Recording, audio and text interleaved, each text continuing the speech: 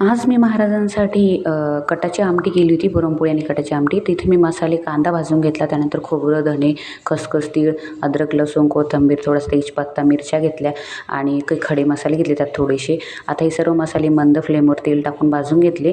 धणे, खोबरं, त्यानंतर मिरच्या आणि कांदा पण आधीच लाल करून घेतला होता मी.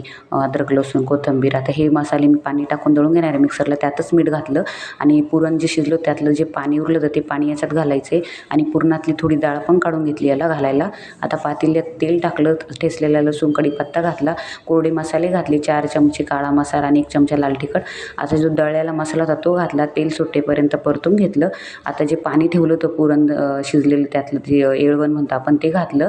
त्यानेच त्याला टेस्ट येते, ते पाणी फेकायचं नाही. आणि आता हरभऱ्याची डाळ जी दळली होती ती सगळ्यात शेवटी घातली आणि पाण्याची कन्सिस्टन्सी ॲडजस्ट करायची. सार उकळू द्यायचा खूप वेळ, तरच टेस्ट येते. कोथिंबीर घालायची आणि सर्व्ह करायचं.